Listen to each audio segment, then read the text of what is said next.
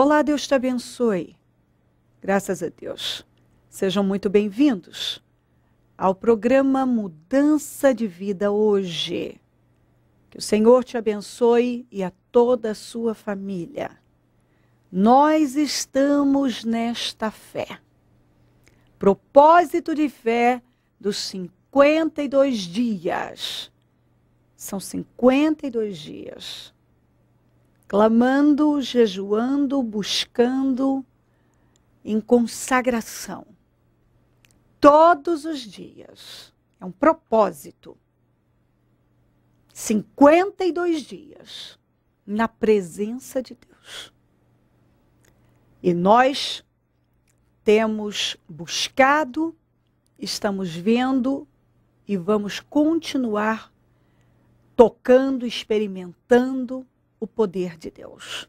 Deus quer agir na tua vida, tem saída, tem transformação, tem jeito para uma coisa que parece sem solução. Os muros de Jerusalém ficaram em ruínas por 120 anos. Realmente, muitos já tratavam aquilo, ou talvez quase que a maioria, como sem solução. E aí aquilo, né?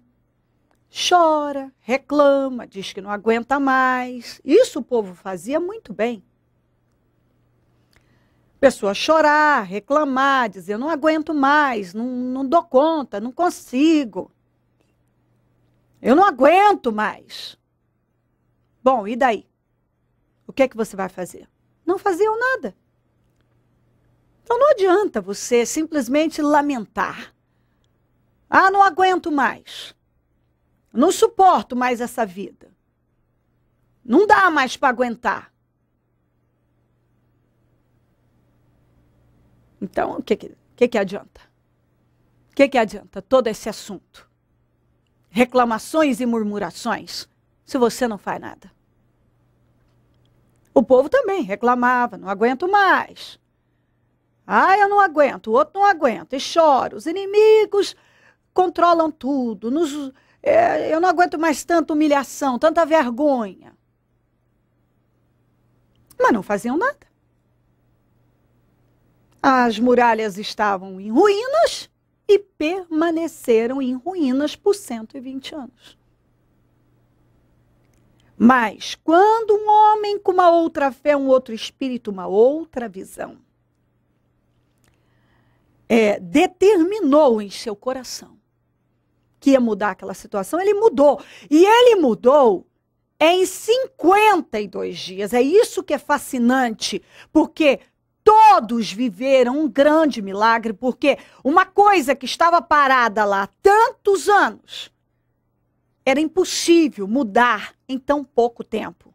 Mas quando uma pessoa está determinada a mudar a vida dela, mudar a vida dela, a situação em que ela está, ela muda.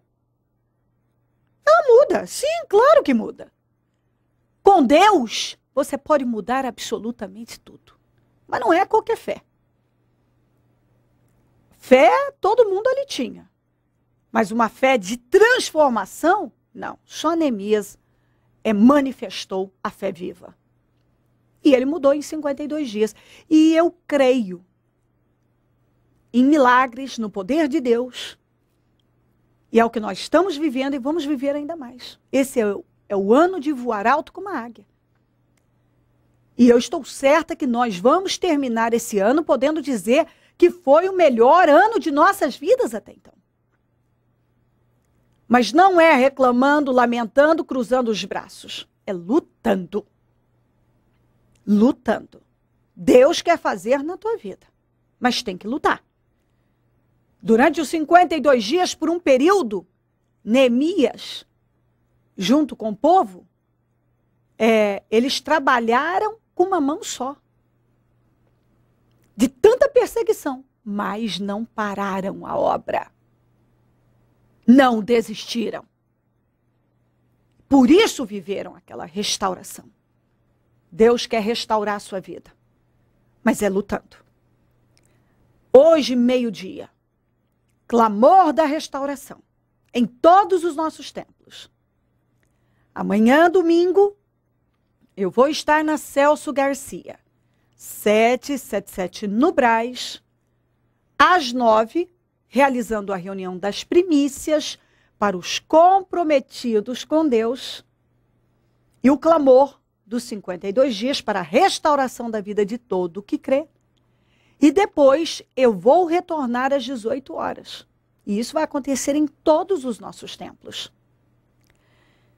Para abrir o jejum do milagre. E aí nós vamos ficar 12 horas em consagração, separação total, de joelhos, em oração e jejum.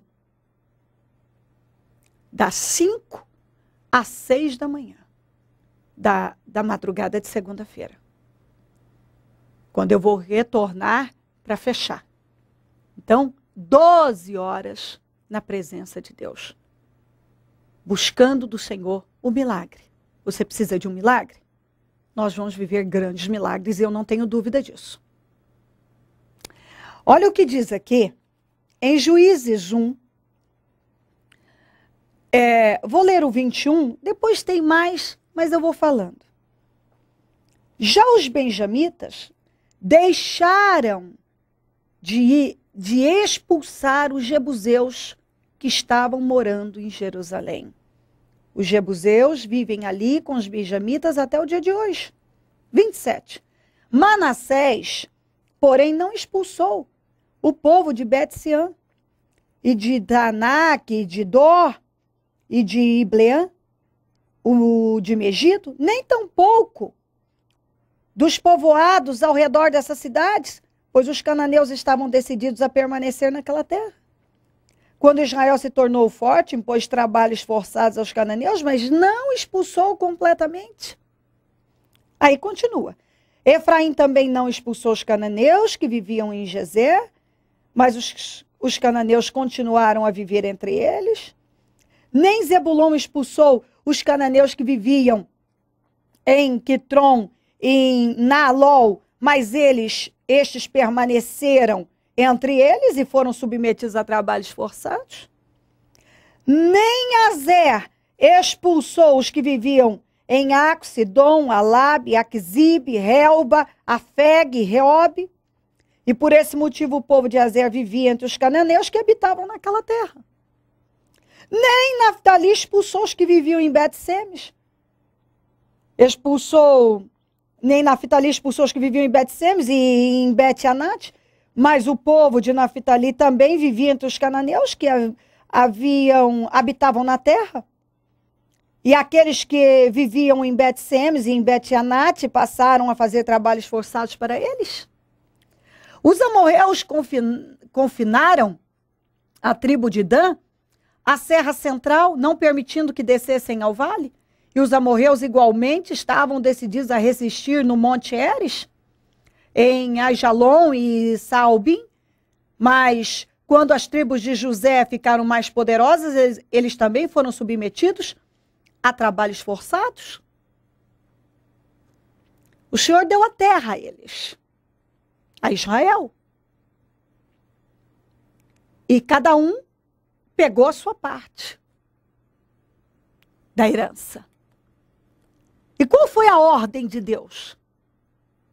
Para expulsar todos os moradores da terra que ele estava dando. Por quê? Porque a prática dos moradores era totalmente contrária à vontade de Deus. Viviam na imoralidade, idolatria, feitiçaria, ofereciam até sacrifícios, realizavam sacrifícios humanos, davam até os seus próprios filhos aos seus deuses, queimavam aos seus deuses. Quer dizer, a influência era em extremo negativa. O Senhor não queria. O Senhor queria eliminar aqueles povos. porque eles não o invocavam. E o que Israel fez? Desobedeceu o que o Senhor mandou. O Senhor deu a terra a eles, fez uma aliança com eles. Mas eles fizeram o contrário do que Deus havia mandado. Eles deixaram muitos desses permanecerem. E aquilo foi um grande problema. Deus não gostou nada da atitude de desobediência deles. Por quê? Ocasionou casamentos mistos, corrupção espiritual, apatia espiritual, uma decadência espiritual, divisão entre as tribos. Você vê que aqui no caso de Dan, nem poder, os amorreus não permitiram nem que ele descesse ao vale. Por quê? Porque eles não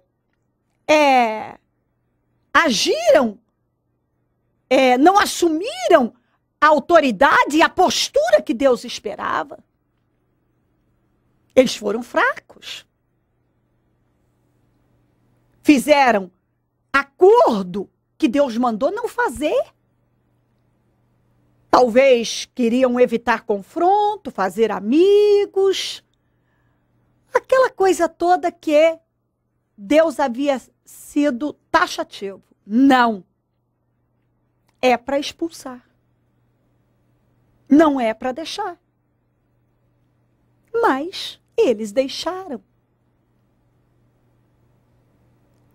E aquilo foi um problema na vida deles. Deus não se agradou. Eles viveram diversas situações de dor e de sofrimento, porque quando tiveram a oportunidade de tomar a atitude certa, não tomaram. Abençoados, estavam na terra, tinham sido tirados da escravidão. E agora, afrouxaram a vigilância, relaxaram.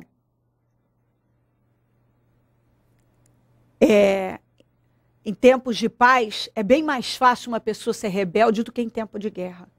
Em tempos de prosperidade, quantos que em tempos de prosperidade cedem a uma independência? Acho que não preciso mais de Deus.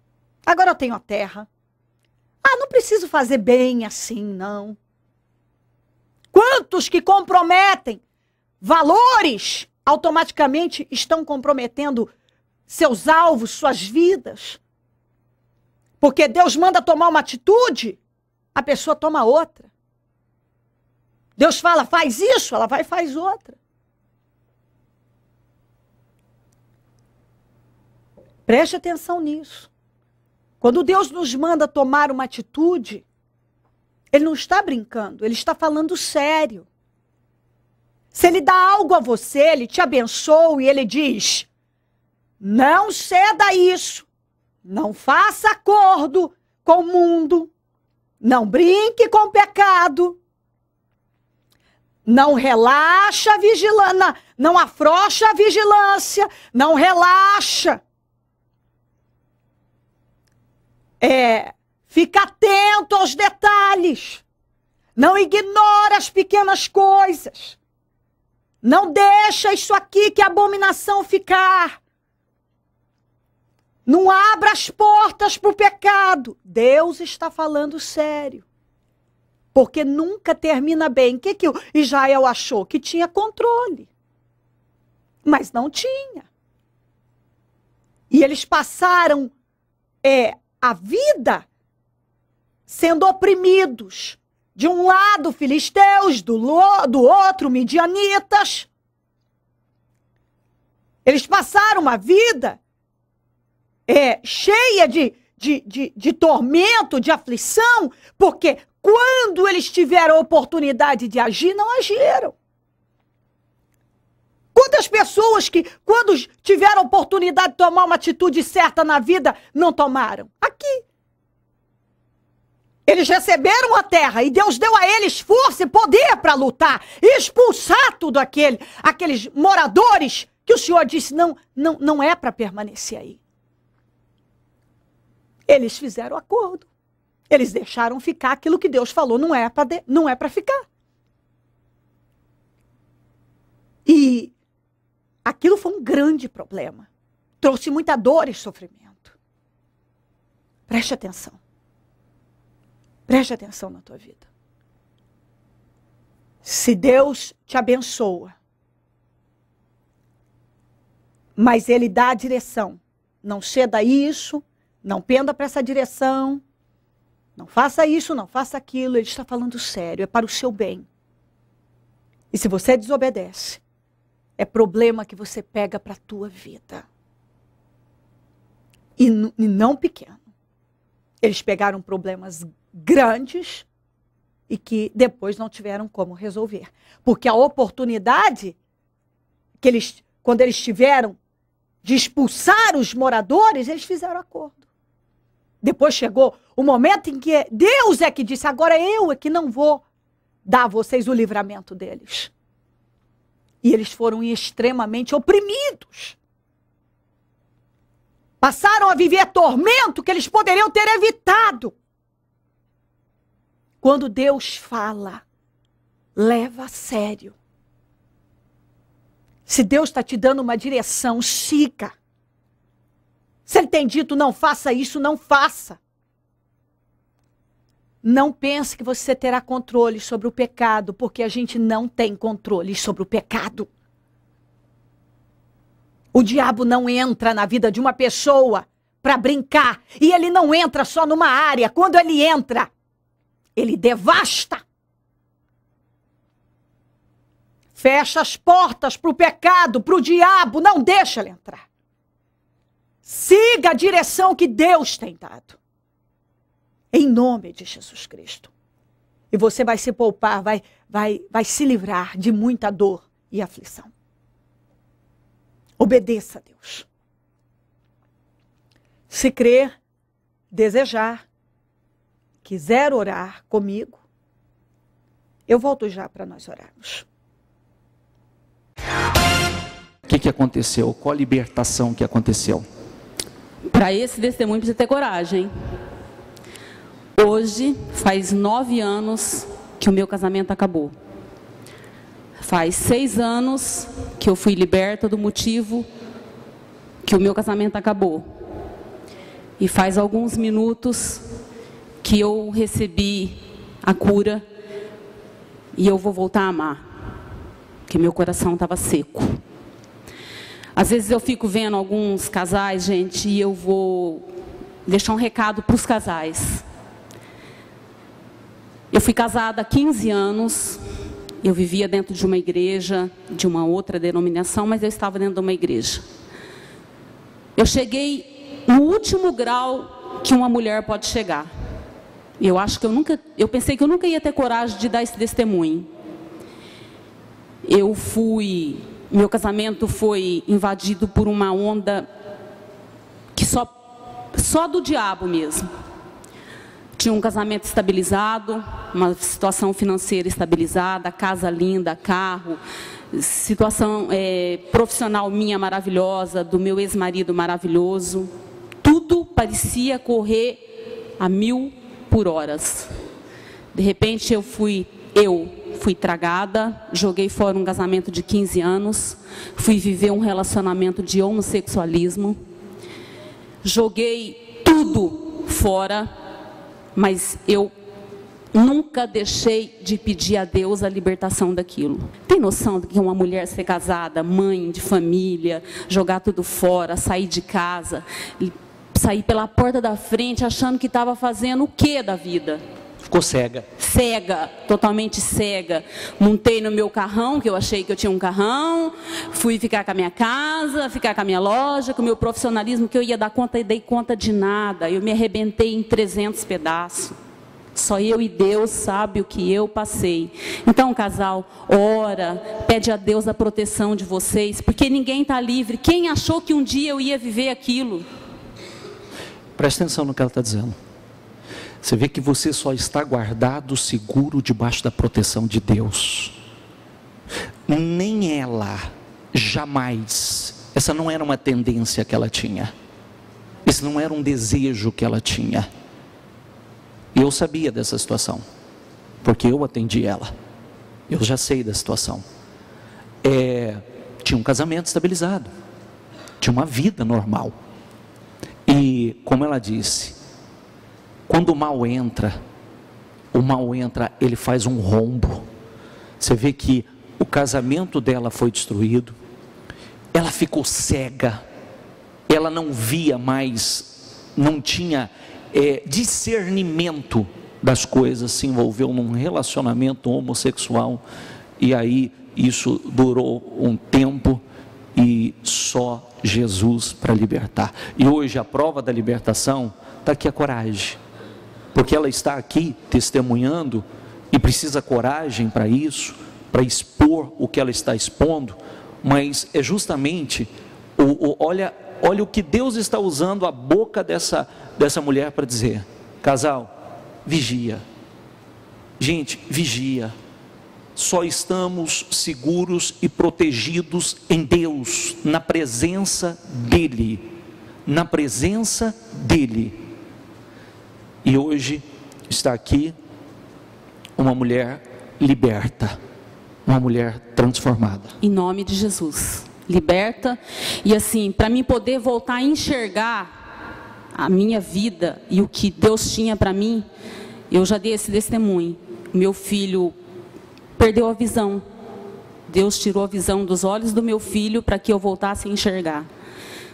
Então, casal, ora, vigia. Se vocês estão aqui, não sai daqui não. Porque eu não estava no mundo não, hein? Eu estava dentro de uma igreja quando tudo isso aconteceu comigo. Mesmo assim, eu fui tragada. Então, é para a honra e glória do Senhor que eu tive coragem de falar isso aqui. De repente, alguém está precisando ouvir. Hoje está abençoada. Amém. Feliz. Feliz. Transformada. Transformada. O que aconteceu? Aconteceu que quando eu cheguei na igreja, eu dependia assim de parentes, né, para me ajudar. Não tinha condições. E isso você diz financeiramente? Em tudo. Tudo? Em tudo. Eu vim embora para Rio Preto, não tinha onde morar, fui morar com os meus pais e com os filhos pequenos, e tinha assim muita humilhação, né? Porque 1 mês passa, 2 meses passa, mas depois aquilo já começa uma perturbação, né? Com 3 crianças pequenas, e eu dependia. Só que eu não chegava nos meus familiares e falava assim: eu preciso disso, eu preciso daquilo. Eles viam que eu estava precisando. Mas eu não tinha coragem assim, de pedir 1 centavo. Trabalhava, mas o que eu trabalhava não dava. Você quer dizer que a sua vida não andava? Era uma vida amarrada. E aí você tinha que depender da ajuda de outras pessoas para sobreviver. Com certeza. Isso é terrível, né? É humilhante. E eu trabalhava com 3 crianças pequenas, trabalhava à noite, o que eu ganhava não dava para mim comprar o principal. Um dia meu filho chegou em casa, só tinha arroz para comer. Ele abriu a geladeira e falou: mãe, tem comida? Eu falei: tem um arroz. E eles nunca foram assim de falar: mãe, não tem isso, chorava, ou sabe, desespero. Não, o que tinha eles comiam. Não tinha, falar a verdade, não tinha nem roupa direito para pôr. Nem eu e meus filhos. E Deus deu uma independência para mim, deu depender dele.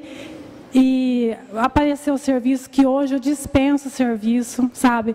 Eu tenho procura de gente atrás de mim, todos os dias, porque ninguém me conhecia. A partir daquele dia, parece que criou assim foi criando um círculo em volta de mim, que todo mundo foi me conhecendo, todo mundo foi vendo meu trabalho, entende? E nunca mais. Falei: Senhor... Nunca mais aquela humilhação? Não. Aí eu morava com os meus pais, eu consegui alugar uma casa. Aí que essa casa era muito pequena. Depois vai fazer quase 2 anos, eu falei: Senhor, eu não posso mais ficar aqui. Deus abriu um meio de eu conseguir alugar outra casa. E a pessoa não pediu nada, falou, só quero os documentos da senhora. Aluguei a casa e não dependo de mais ninguém a não ser do Senhor. Porque quando eu dependi assim das pessoas, é assim, quando a gente está dependendo, as pessoas falam assim, ah, coitado, né? Só fica assim naquele coitado. Só que ninguém, se você precisar de 10 reais, ninguém te dá. Aí quando a gente está caminhando, então as pessoas ficam assim, isso mexe com as pessoas, né? Porque a gente não está precisando mais, graças a Deus, né? Eu não estou precisando, que eu preciso de Deus. Eu venho aqui para buscar porque... Hoje tem ausência de necessidade. Sim, o que eu preciso, eu tenho fome do Senhor, todos os dias. Porque eu dependo dEle. Jesus mudou a tua história. Com certeza. Te libertou. Me libertou. Te fez livre. Me fez livre, mudou assim, o meu jeito de pensar, o meu jeito de agir, sabe? Aqueles pensamentos assim que não traz felicidade para a gente, né? Então, eu saí uma vez da igreja, mas quando eu saí, tudo voltou ao que era antes. Aí eu fiz um propósito com Deus. Falei, Senhor, eu posso passar o que for na minha vida. Às vezes a gente passa momento por situação que todo mundo passa, mas aquilo ali é para Deus testar a fé da gente, para ver se a gente está firme nele mesmo. Então, esse Deus eu não largo mais, pode Amém. Passar o que for. Amém. Eu posso perder tudo, mas a minha fé no Senhor eu não perco mais. Abençoada. Abençoada, graças a Deus. Momento da oração. Ó Deus de Israel, que esta mensagem possa despertar, iluminar, mover o espírito de cada um que está conosco no programa Mudança de Vida hoje. Deus visita cada um agora. Senhor, quantas pessoas que, como Israel aqui, tem cedido, tem deixado portas abertas para o mal, para o pecado, não tem expulsado, tirado, eliminado aquilo que o Senhor tem dito, tira, elimina. Porque se isso entrar, se isso ficar, vai ser um problema na tua vida. Ó Deus, que essa pessoa possa ser movida agora, com esse entendimento, a tomar a atitude, decisão, as decisões certas na vida dela, conforme a tua vontade e direção. Cobre essa vida com teu sangue. Que ela entenda e haja com autoridade e coragem. Cobre a cada um com teu sangue, lares, famílias. Visita a cada um agora com entendimento, com salvação, com libertação, com despertamento. Abençoa todos que oram comigo, que nos pedem orações por cartas, e-mails, Disque Vida, Twitter. Eu consagro tudo que está sobre a TV. Eu abençoo os meus amigos e companheiros semeadores, pessoas que dizimam na conta dos semeadores, que sejam abençoados e prosperados. Peço que o Senhor desperte mais semeadores, porque, claro, essa atitude de fé leva a pessoa a viver vitórias. Abençoa todos, Pai. Onde esse programa estiver chegando, que entendimento e despertamento também estejam chegando. Para a glória do teu nome. Obrigada, Deus. Amém. Amém e amém. Graças a Deus. Amém. Se desejar ligar, o número do Disque Vida é 0 operadora 11 3876 5592. Celso Garcia 777 no Brás, é onde eu fico e onde vou estar amanhã em 2 horários. Às 9 da manhã, com a reunião das primícias para os comprometidos com Deus e o clamor do propósito de fé para a restauração da vida de todo o que crê. E às 18 horas, abrindo o jejum do milagre e passando, nós vamos ficar 12 horas em oração. Esteja entre nós, em todos os nossos templos esse mesmo trabalho vai acontecer. Hoje, o clamor da restauração, meio-dia, enfim. Nós estamos nesta fé e é para vencer. Conte conosco. Se o Senhor não voltar, eu vou permanecer aqui, falando de vida e mudança de vida. Bom dia, amém.